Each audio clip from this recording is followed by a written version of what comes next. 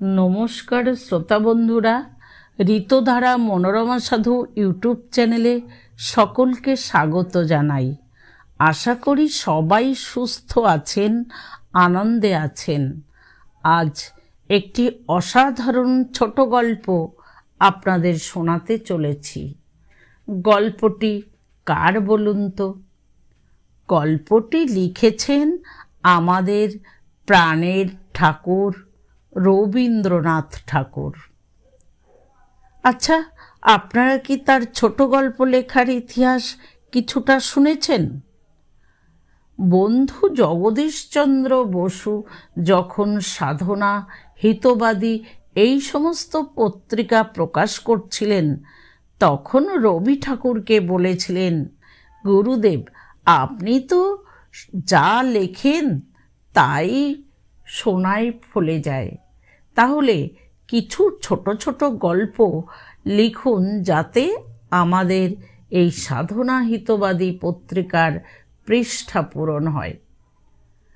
রবীন্দ্রনাথ সেই কথা মতো একে একে অজস্র ছোট গল্প লিখে ফেললেন। পরবর্তীকালে তিনি বলেছেন, ফরমাস জিনিসটা মোটর গাড়ির স্টার্টারের মতো, তা একবার শুধু চালু করে দেয়, তারপর গাড়ি চলতে থাকে নিজস্ব নিয়মে। সেই নিজস্ব নিয়মে যে অসাধারণ একটি গল্প তিনি লিখেছিলেন, তার নাম ডিটেকটিভ। আসুন আজকে শুনি তার এই ছোট গল্পটি। আমি পুলিশের ডিটেকটিভ কর্মচারী। আমার জীবনে দুটি মাত্র লক্ষ্য ছিল, আমার স্ত্রী এবং আমার ব্যবসায়ে। পূর্বে একান্নবর্তী পরিবারের মধ্যে ছিলাম, সেখানে আমার স্ত্রীর প্রতি সমাদরের অভাব হওয়াতেই আমি দাদার সঙ্গে ঝগড়া করিয়া বাহির হইয়া আসি। দাদাই উপার্জন করিয়া আমাকে পালন করিতেছিলেন, অতএব সহসা সস্ত্রীক তাহার আশ্রয় ত্যাগ করিয়া আসা আমার পক্ষে দুঃসাহসের কাজ হইয়াছিল। কিন্তু কখনো নিজের উপর আমার বিশ্বাসের ত্রুটি ছিল না। আমি নিশ্চয় জানিতাম, সুন্দরী স্ত্রীকে যেমন বশ করিয়াছি, বিমুখ অদৃষ্ট লক্ষ্মীকেও তেমনি বশ করিতে পারিব। মহিমচন্দ্র এ সংসারে পশ্চাতে পড়িয়া থাকিবে না। পুলিশ বিভাগে সামান্যভাবে প্রবেশ করিলাম, অবশেষে ডিটেকটিভ পদে উত্তীর্ণ হইতে অধিক বিলম্ব হইল না। উজ্জ্বল শিখা হইতেও যেমন কজ্জলপাত হয়, তেমনি আমার স্ত্রীর প্রেম হইতেও ঈর্ষা এবং সন্দেহের কালিমা বাহির হইত। সেটাতে আমার কিছু কাজের ব্যাঘাত করিত, কারণ পুলিশের কর্মে স্থানাস্থান কালাকাল বিচার করিলে চলে না, বরঞ্চ স্থানের অপেক্ষা অস্থান এবং কালের অপেক্ষা অকালটারই চর্চা অধিক করিয়া করিতে হয়। তাহাতে করিয়া আমার স্ত্রীর স্বভাবসিদ্ধ সন্দেহ আরও যেন দুর্নিবার হইয়া উঠিত। সে আমাকে ভয় দেখাইবার জন্য বলিত, তুমি এমন যখন তখন যেখানে সেখানে যাপন করো, কালে ভদ্রে আমার সঙ্গে দেখা হয়, আমার জন্য তোমার আশঙ্কা হয় না? আমি তাহাকে বলিতাম, সন্দেহ করা আমাদের ব্যবসায়, সেই কারণে ঘরের মধ্যে সেটাকে আর আনি না। স্ত্রী বলিত, সন্দেহ করা আমার ব্যবসায় নহে, উহা আমার স্বভাব। আমাকে তুমি লেশমাত্র সন্দেহের কারণ দিলে আমি সব করিতে পারি। ডিটেকটিভ লাইনে আমি সকলের সেরা হইব, একটা নাম রাখিব, এ প্রতিজ্ঞা আমার দৃঢ় ছিল। এ সম্বন্ধে যত কিছু বিবরণ এবং গল্প আছে, তাহার কোনোটাই পড়িতে বাকি রাখি নাই। কিন্তু পড়িয়া কেবল মনের অসন্তোষ এবং অধীরতা বাড়িতে লাগিল। কারণ আমাদের দেশের অপরাধীগুলা ভীরু এবং নির্বোধ, অপরাধগুলা নির্জীব এবং সরল। তাহার মধ্যে দুরূহতা দুর্গমতা কিছুই নাই। আমাদের দেশের খুনি নররক্তপাতের উৎকট উত্তেজনা কোনো মতেই নিজের মধ্যে সংবরণ করিতে পারে না। জালিয়াত যে জাল বিস্তার করে, তাহাতে অনতিবিলম্বে নিজেই আপাদমস্তক জড়াইয়া পড়ে। অপরাধবুহ হইতে নির্গমনের কূট কৌশল সে কিছুই জানে না। এমন নির্জীব দেশে ডিটেকটিভের কাজে সুখও নাই, গৌরবও নাই। বড়বাজারের মারোয়ারি জুয়াচোরকে অনায়াসে গ্রেপ্তার করিয়া কতবার মনে মনে বলিয়াছি, ওরে অপরাধী কুলকলঙ্ক, পরের সর্বনাশ করা গুণী ওস্তাদ লোকের কর্ম। তোর মতো আনাড়ি নির্বোধের সাধু তপস্বী হওয়া উচিত ছিল। খুনিকে ধরিয়া তাহার প্রতি স্বগত উক্তি করিয়াছি। গভর্নমেন্টের সমুন্নত ফাঁসি কাষ্ঠকৃতদের মতো গৌরববিহীন প্রাণীদের জন্য হইয়াছিল। তোদের না আছে উদার কল্পনা শক্তি, না আছে কঠোর আত্মসংযম। তোরা বেটারা খুনি হইবার স্পর্ধা করিস। আমি কল্পনা চক্ষে যখন লন্ডন এবং প্যারিসের জনাকীর্ণ পথের দুই পার্শ্বে শীত বাষ্পাকুল অভ্রভেদী হর্মশ্রেণী দেখিতে পাইতাম, তখন আমার শরীর রোমাঞ্চিত হইয়া উঠিত।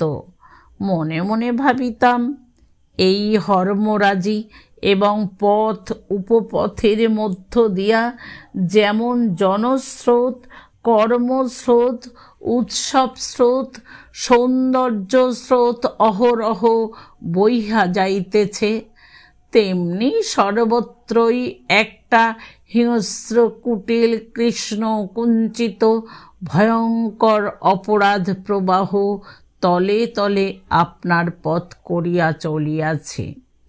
তাহারই সামীপ্যে ইউরোপীয় সামাজিকতার হাস্য কৌতুক শিষ্টাচার এমন বিরাট ভীষণ রমণীয়তা লাভ করিয়াছে। আর আমাদের কলিকাতার পথপার্শ্বের মুক্ত বাতায়ন গৃহশ্রেণীর মধ্যে রান্না বাটনা, গৃহকার্য, পরীক্ষার পাঠ, তাস দাবার বৈঠক, দাম্পত্য কলহ, বড় জোর, ভ্রাতৃবিচ্ছেদ এবং মকদ্দমার পরামর্শ ছাড়া বিশেষ কিছু নাই। কোনো একটা বাড়ির দিকে চাইয়া কখনো এ কথা মনে হয় না যে হয়তো এই মুহূর্তেই এই গৃহের কোনো একটা কোণে শয়তান মুখ গুজিয়া বসিয়া আপনার কালো কালো ডিমগুলিতে তা দিতেছে। আমি অনেক সময়ই রাস্তায় বাহির হইয়া পথিকদের মুখ এবং চলনের ভাব পর্যবেক্ষণ করিতাম। ভাবে ভঙ্গিতে যাহাদিগকে কিছুমাত্র সন্দেহজনক বোধ হইয়াছে, আমি অনেক সময়ই গোপনে তাহাদের অনুসরণ করিয়াছি।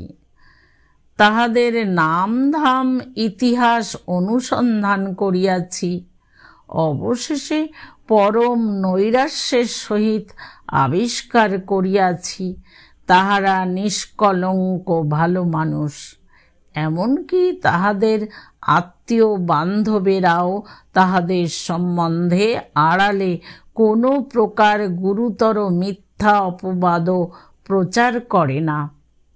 পথিকদের মধ্যে সবচেয়ে যাহাকে পাষণ্ড বলিয়া মনে হইয়াছে, এমনকি যাহাকে দেখিয়া নিশ্চয় মনে করিয়াছি যে এই মাত্র সে কোনো একটা উৎকট দুষ্কার্য সাধন করিয়া আসিয়াছে, সন্ধান করিয়া জানিয়াছি সে একটি ছাত্রবৃত্তির স্কুলের দ্বিতীয় পণ্ডিত। তখনই অধ্যাপনা কার্য সমাধা করিয়া বাড়ি ফিরিয়া আসিতেছে। এই সকল লোকেরাই অন্য কোনো দেশে জন্মগ্রহণ করিলে বিখ্যাত চোর ডাকাত হইয়া উঠিতে পারিত।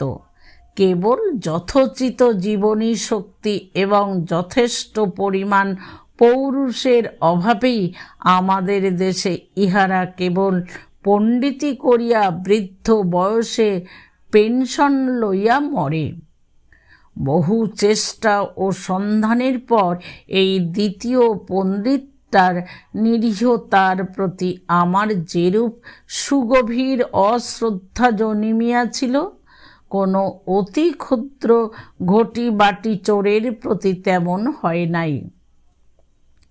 অবশেষে একদিন সন্ধ্যাবেলায় আমাদেরই বাসার অনতি দূরে একটি গ্যাস পোস্টের নিচে একটা মানুষ দেখিলাম।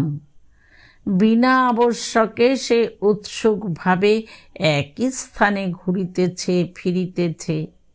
তাহাকে দেখিয়া আমার সন্দেহ মাত্র রহিল না যে সে একটি কোনো গোপন দুরভিসন্ধির পশ্চাতে নিযুক্ত রহিয়াছে। নিজে অন্ধকারে প্রচ্ছন্ন থাকিয়া তাহার চেহারাখানা বেশ ভালো করিয়া দেখিয়া লইলাম। তরুণ বয়স, দেখিতে সুশ্রী। আমি মনে মনে কহিলাম, দুষ্কর্ম করিবার এই তো ঠিক উপযুক্ত চেহারা। নিজের মুখশ্রী যাহাদের সর্বপ্রধান বিরুদ্ধ সাক্ষী, তাহারা যেন সর্বপ্রকার অপরাধের কাজ সর্বযত্নে পরিহার করে। সৎ কার্য করিয়া তাহারা নিষ্ফল হইতে পারে, কিন্তু দুষ্কর্ম দ্বারা সফলতা লাভও তাহাদের পক্ষে দুরাশা।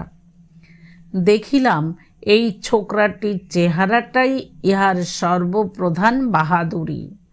সেজন্য আমি মনে মনে অনেকক্ষণ ধরিয়া তাহার তারিফ করিলাম। বলিলাম, ভগবান তোমাকে যে দুর্লভ সুবিধাটি দিয়াছেন সেটাকে রীতিমতো কাজে খাটাইতে পারো, তবে তো বলি সাবাস। আমি অন্ধকার হইতে তাহার সম্মুখে আসিয়াই পৃষ্ঠে চপেটাঘাতপূর্বক বলিলাম, এই যে, ভালো আছেন তো? সে তৎক্ষণাৎ প্রবল মাত্রায় চমকিয়া উঠিয়া একেবারে ফ্যাকাশে হইয়া উঠিল।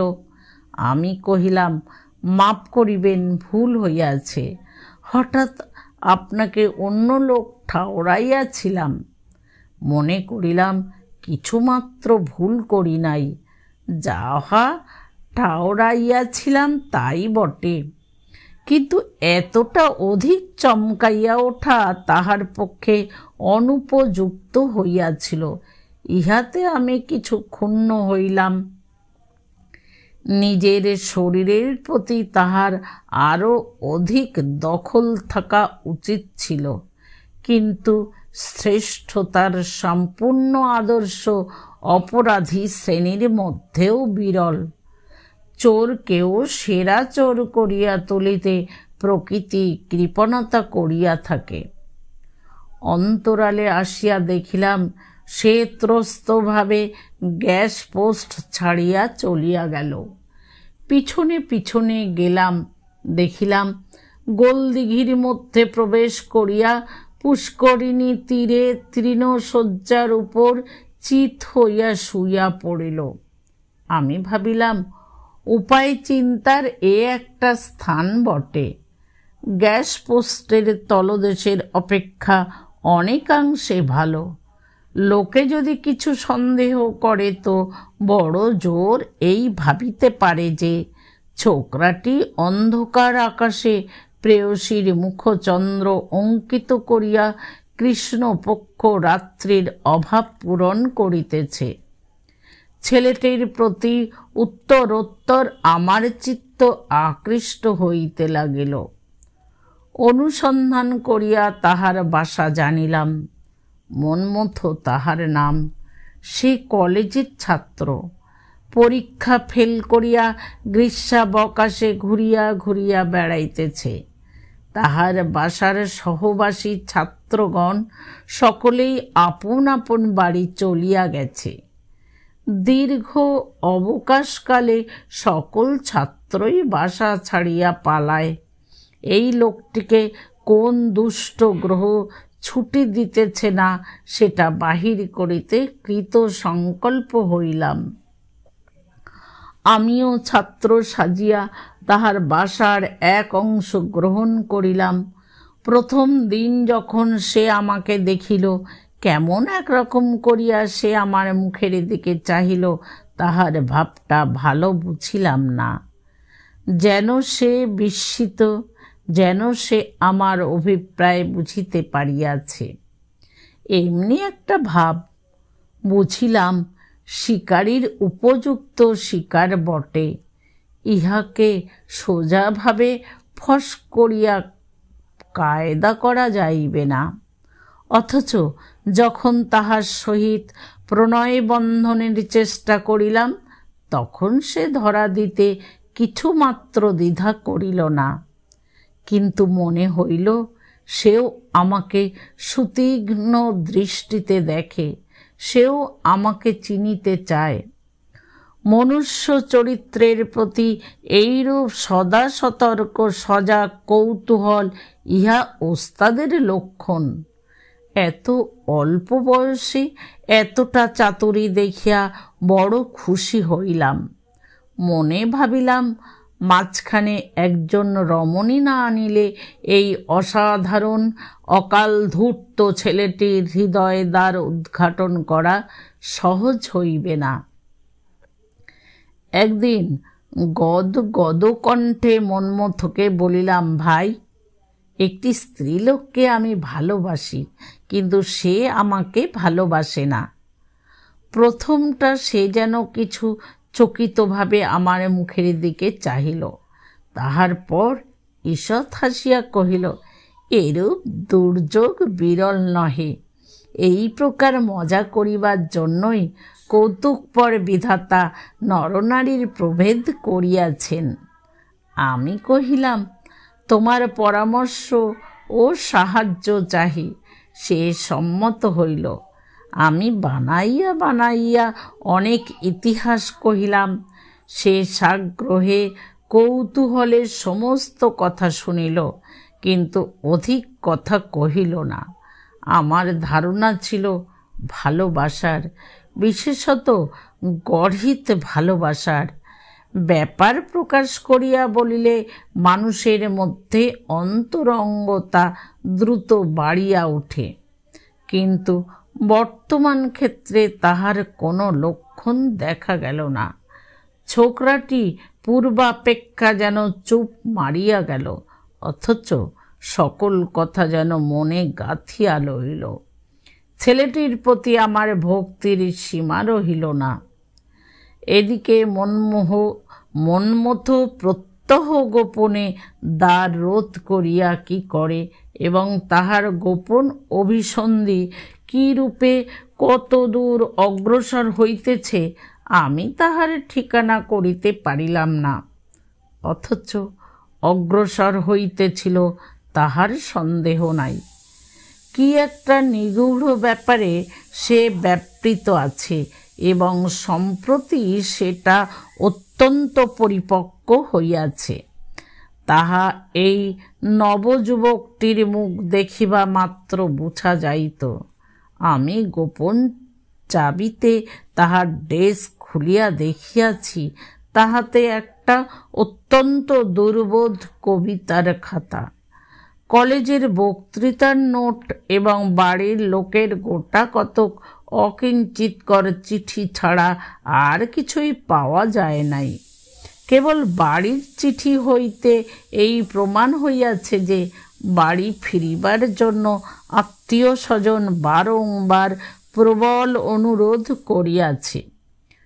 তথাপি তৎসত্ত্বেও বাড়ি না যাইবার একটা সঙ্গত কারণ অবশ্য আছে।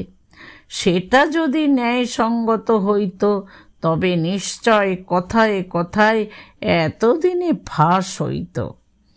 কিন্তু তাহার সম্পূর্ণ বিপরীত হইবার সম্ভাবনা থাকাতেই এই ছোকরাটির গতিবিধি এবং ইতিহাস আমার কাছে এমন নিরতিশয় ও ঔৎসুক্যজনক হইয়াছে যে অসামাজিক মনুষ্য সম্প্রদায় পাতালতলে সম্পূর্ণ আত্মগোপন করিয়া এই বৃহৎ মনুষ্য সমাজকে সর্বদাই নিচের দিক হইতে দোলায়মান করিয়া রাখিয়াছে। এই বালকটি সেই বিশ্বব্যাপী বহু পুরাতন বৃহৎ জাতির একটি অঙ্গ। এ সামান্য একজন স্কুলের ছাত্র নহে, এ জগৎ বক্ষ বিহারিণী সর্বনাশিনীর একটি প্রলয় সহচর। আধুনিক কালের চশমা পরা নিরীহ বাঙালি ছাত্রের বেশে কলেজের পাঠ অধ্যয়ন করিতেছে। নৃমুণ্ডধারী কাপালিক বেশে ইহার ভৈরবতা আমার নিকট আরও ভৈরবতর হইত না। আমি ইহাকে ভক্তি করি। অবশেষে সশরীরে রমণীর অবতারণা করিতে হইল। পুলিশের বেতনভোগী হরিমতি আমার সহায় হইল। মন্মথকে জানাইলাম, আমি এই হরিমতির হতভাগ্য প্রণয়াকাঙ্ক্ষী। ইহাকে লক্ষ্য করিয়াই আমি কিছুদিন গোলদিঘির ধারে মন্মথের পার্শ্বচর হইয়া আবার গগনে কেন সুধাংশু উদয় রে কবিতাটি বারংবার আবৃত্তি করিলাম এবং হরিমতিও কতকটা অন্তরের সহিত কতকটা লীলা সহকারে জানাইল যে তাহার চিত্ত সে মন্মথকে সমর্পণ করিয়াছে। কিন্তু আশানুরূপ ফল হইল না। মন্মথ সুদূর নির্লিপ্ত অবিচলিত কৌতূহলের সহিত সমস্ত পর্যবেক্ষণ করিতে লাগিল। এমন সময় একদিন মধ্যাহ্নে তাহার ঘরের মেঝেতে একখানি চিঠির গুটি কতক ছিন্নাংশ কুড়াইয়া পাইলাম। জোড়া দিয়া দিয়া এই অসম্পূর্ণ বাক্যটুকু আদায় করিলাম। আজ সন্ধ্যা 7টার সময় গোপনে তোমার বাসায়। অনেক খুঁজিয়া আর কিছু বাহির করিতে পারিলাম না। আমার অন্তঃকরণ পুলকিত হইয়া উঠিল।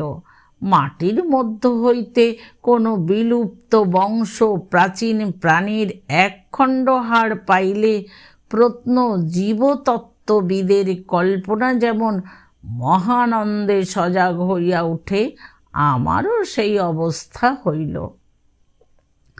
আমি জানিতাম আজ রাত্রি 10টার সময় আমাদের বাসায় হরিমতির আবির্ভাব হইবার কথা আছে।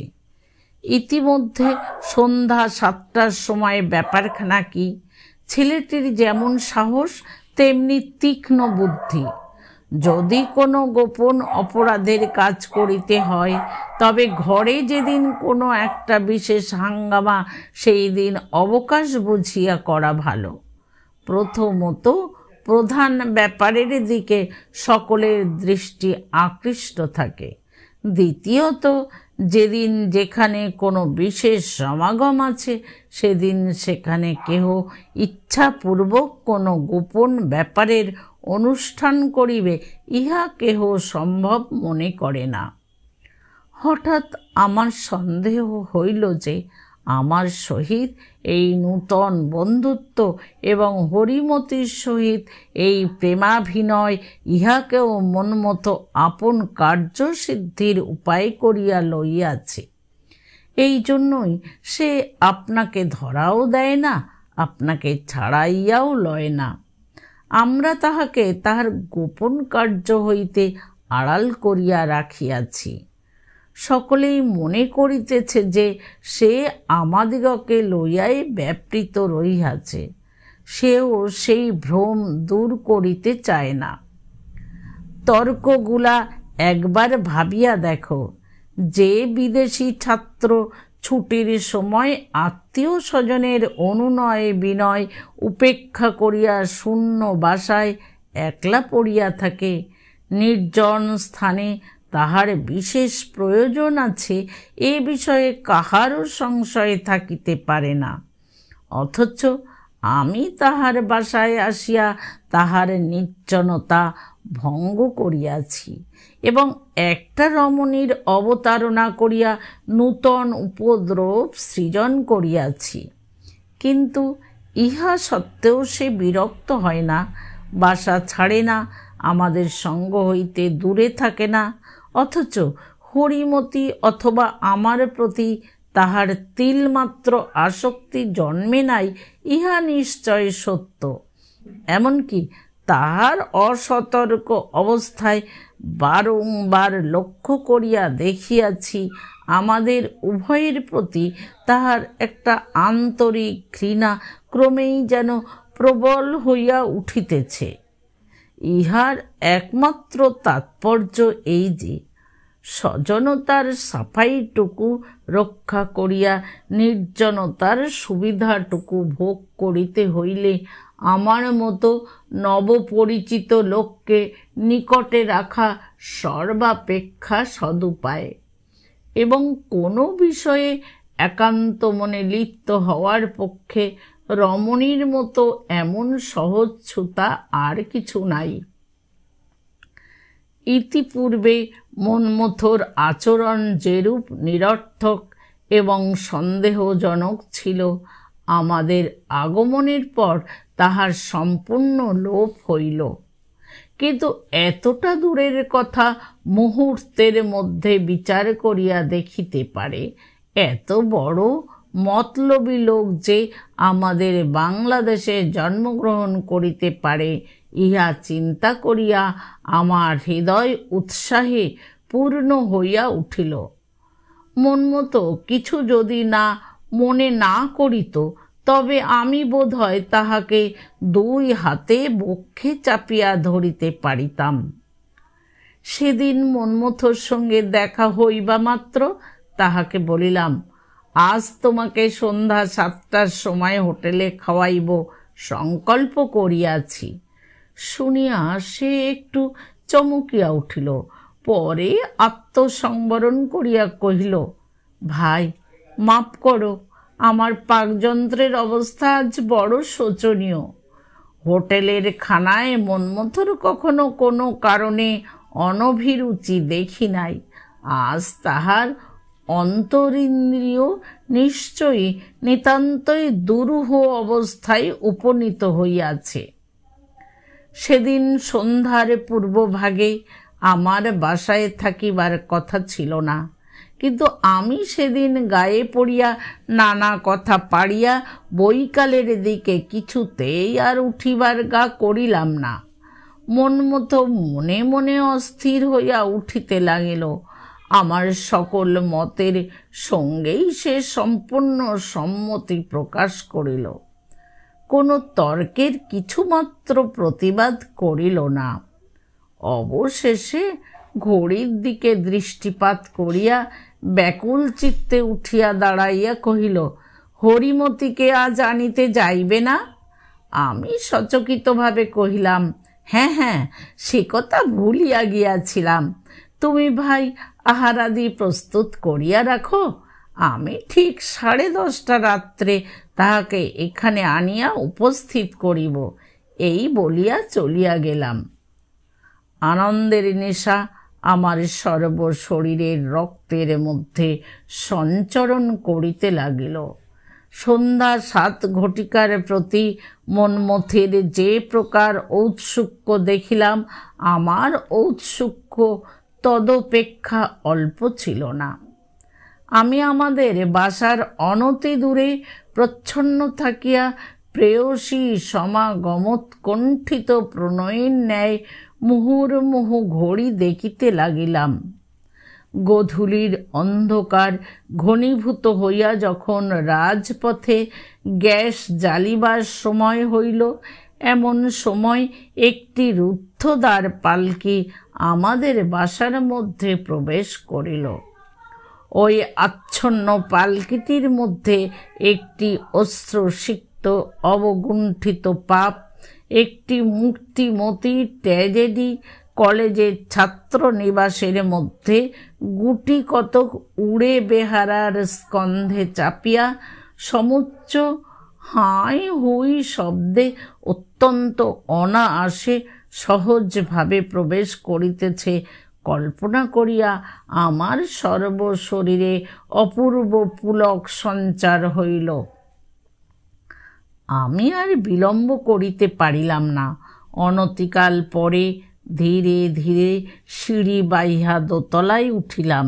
ইচ্ছা ছিল গোপনে লুকাইয়া দেখিয়া শুনিয়া লইব, কিন্তু তাহা ঘটিল না। কারণ সিঁড়ির সম্মুখবর্তী ঘরেই সিঁড়ির দিকে মুখ করিয়া মন্মথ বসিয়াছিল এবং গৃহের অপর প্রান্তে বিপরীত মুখে একটি অবগুণ্ঠিতা নারী বসিয়া মৃদুস্বরে কথা কহিতেছিল। যখন দেখিলাম মন্মথ আমাকে দেখিতে পাইয়াছে, তখন দ্রুত ঘরের মধ্যে প্রবেশ করিয়াই বলিলাম, ভাই, আমার ঘড়িটা ঘরে ফেলিয়া আসিয়াছি, তাই লইতে আসিলাম। মন্মথ এমনি অভিভূত হইয়া পড়িল যে বোধ হইল যেন তখনই সে মাটিতে পড়িয়া যাইবে। আমি কৌতুক এবং আনন্দে নিরতিশয় ব্যগ্র হইয়া উঠিলাম। বলিলাম, ভাই, তোমার অসুখ করিয়াছে নাকি? সে কোনো উত্তর দিতে পারিল না। তখন সেই কাষ্ঠ পুত্তলিকাবৎ আড়ষ্ট অবগুণ্ঠিত নারীর দিকে ফিরিয়া জিজ্ঞাসা করিলাম, আপনি মন্মথর কে হন? কোনো উত্তর পাইলাম না, কিন্তু দেখিলাম তিনি মন্মথর কেহই হন না, আমারই স্ত্রী হন। তাহার পর কি হইল সকলে জানেন। এই আমার ডিটেকটিভ পদের প্রথম চোর ধরা। আমি কিয়ৎক্ষণ পরে ডিটেকটিভ মহিমচন্দ্রকে কহিলাম, মন্মথর সহিত তোমার স্ত্রীর সম্বন্ধ সমাজবিরুদ্ধ না হইতেও পারে। মহিম কহিল, না হইবারই সম্ভব। আমার স্ত্রীর বাক্স হইতে মন্মথর এই চিঠিখানি পাওয়া গেছে বলিয়া একখানি চিঠি আমার হাতে দিল। সেখানি নিম্নে প্রকাশিত হইল, সুচরিতাসু, হতভাগ্য মন্মথর কথা তুমি বোধ করি এতদিনে ভুলিয়া গিয়াছ। বাল্যকালে যখন কাজী বাড়ির মাতুলালয়ে যাইতাম, তখন সর্বদাই সেখান হইতে তোমাদের বাড়ি গিয়া তোমার সহিত অনেক খেলা করিয়াছি। আমাদের সে খেলাঘর এবং সে খেলার সম্পর্ক ভাঙিয়া গেছে। তুমি জানো কিনা বলিতে পারি না, এক সময় ধৈর্যের বাঁধ ভাঙিয়া এবং লজ্জার মাথা খাইয়া তোমার সহিত আমার বিবাহের সম্বন্ধ চেষ্টাও করিয়াছিলাম, কিন্তু আমাদের বয়স প্রায় এক বলিয়া উভয় পক্ষেরই কর্তারা কোনো ক্রমে রাজি হইলেন না। তাহার পর তোমার বিবাহ হইয়া গেলে 4-5 বৎসর তোমার আর কোনো সন্ধান পাই নাই। আজ 5 মাস হইল তোমার স্বামী কলিকাতার পুলিশের কর্ম লইয়া শহরে বদলি হইয়াছেন। খবর পাইয়া আমি তোমাদের বাসা সন্ধান করিয়া বাহির করিয়াছি। তোমার সহিত সাক্ষাতে দুরাশা আমার নাই এবং অন্তর্যামী জানেন তোমার গার্হস্থ সুখের মধ্যে উপদ্রবের মতো প্রবেশ করিবা দুরভিসন্ধিও আমি রাখি না। সন্ধ্যার সময় তোমাদের বাসার সম্মুখবর্তী একটি গ্যাস পোস্টের তলে আমি সূর্য পাশকের ন্যায় দাঁড়াইয়া থাকি। তুমি ঠিক 7:30টার সময় একটি প্রজ্বলিত কেরোসিন ল্যাম্প লইয়া প্রত্যহ নিয়মিত তোমাদের দোতলার দক্ষিণ দিকের ঘরের কাচের জানলাটির সম্মুখে স্থাপন করো। সেই সময় মুহূর্তকালের জন্য তোমার দীপালোকিত প্রতিমাখানি আমার দৃষ্টিপথে উদ্ভাসিত হইয়া উঠে। তোমার সম্বন্ধে আমার এই একটি মাত্র অপরাধ। ইতিমধ্যে ঘটনাক্রমে তোমার স্বামীর সহিত আমার আলাপ এবং ক্রমে ঘনিষ্ঠতাও হইয়াছে। তাহার চরিত্র যে রূপ দেখিলাম, তাহাতে বুঝিতে বাকি নাই যে তোমার জীবন সুখের নহে। তোমার প্রতি আমার কোনো প্রকার সামাজিক অধিকার নাই, কিন্তু যে বিধাতা তোমার দুঃখকে আমার দুঃখে পরিণত করিয়াছেন, তিনি সে দুঃখ মোচনের চেষ্টাভার আমার উপরেই স্থাপন করিয়াছেন। অতএব আমার স্পর্ধা মাপ করিয়া শুক্রবার সন্ধ্যা বেলায় ঠিক 7টার সময় গোপনে পালকি করিয়া একবার 20 মিনিটের জন্য আমার বাসায় আসিলে আমি তোমাকে তোমার স্বামী সম্বন্ধে কতকগুলি গোপন কথা বলিতে চাহি। যদি বিশ্বাস না করো এবং যদি সহ্য করিতে পারো, তবে তৎসম্বন্ধে প্রমাণও দেখাইতে পারি এবং সেই সঙ্গে কতকগুলি পরামর্শ দিতেও ইচ্ছা করি। আমি ভগবানকে অন্তরে রাখিয়া আশা করিতেছি, সেই পরামর্শ মতো চলিলে তুমি একদিন সুখী হইতে পারিবে। আমার উদ্দেশ্য সম্পূর্ণ নিঃস্বার্থ নহে। ক্ষণকালের জন্য তোমাকে সম্মুখে দেখিব, তোমার কথা শুনিব এবং তোমার চরণতল স্পর্শে আমার গৃহখানিকে চিরকালের জন্য সুখ স্বপ্ন মণ্ডিত করিয়া তুলিব, এ আকাঙ্ক্ষাও আমার অন্তরে আছে। যদি আমাকে বিশ্বাস না করো এবং যদি এ সুখ হইতেও আমাকে বঞ্চিত করিতে চাও, তবে সে কথা আমাকে লিখিও। আমি তদুত্তরে পত্রযোগেই সকল কথা জানাইব। যদি চিঠি লিখিবার বিশ্বাসও না থাকে, তবে আমার এই পত্রখানি তোমার স্বামীকে দেখাইও। তাহার পরে আমার যাহা বক্তব্য তাহাকেই বলিব। নিত্য শুভাকাঙ্ক্ষী শ্রী মন্মথনাথ মজুমদার।